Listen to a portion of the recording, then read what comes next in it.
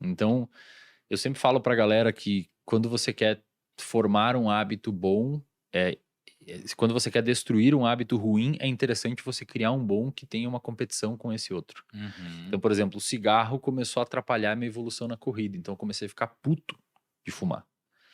Falei, pô, não acredito, cara. Porque antes fumar pra mim, fumar cigarro pra mim tinha uma função. Uma função social, os meus amigos fumavam, então na hora do café a gente fumava, na hora do intervalo da aula a gente fumava, trocava uma ideia. Era uma função social para interagir com aquele ambiente, com aquele contexto. Então o cigarro tinha uma função legal na minha vida. Eu sempre falo, a gente pode falar depois se vocês quiserem sobre isso, mas tem uma máxima na psicologia comportamental que é todo comportamento tem uma função. Você Uhum. não se comporta sem função. Você tem uma função para tudo, tem uma função. E o cigarro tinha essa função. E depois de um tempo que eu comecei a correr, o cigarro começou a ter uma função pejorativa dentro do meu repertório comportamental, que era atrapalhar minha corrida.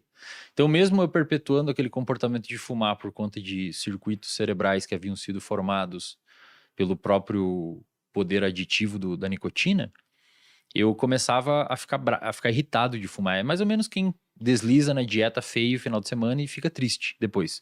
Você desliza na dieta por conta do seu comportamento ser condicionado para aquilo muitas vezes, ou pela disponibilidade do alimento, ou pela sua história de interação com o alimento, etc.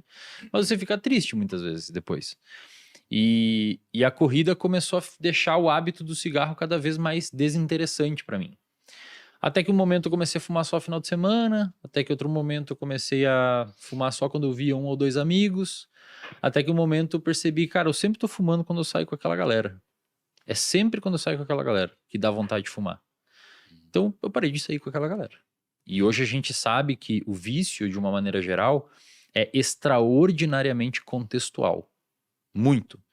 Tanto é que a internação, que seria o passo mais extremo de um tratamento com um adicto, é nada mais, nada menos do que remover o sujeito do contexto e evitar contato com ambientes onde ele usava droga.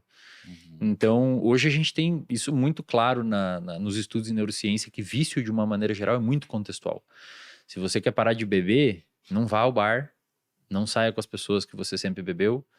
Se você quer parar de fumar, o cigarro é o pior, e eu sempre digo que o cigarro é o pior vício de tratar, porque diferente de álcool e outras drogas, o cigarro ele infecta a vida. Você fuma no carro, fuma no intervalo do trabalho, fuma no antes de dormir, fuma ao acordar, fuma no café.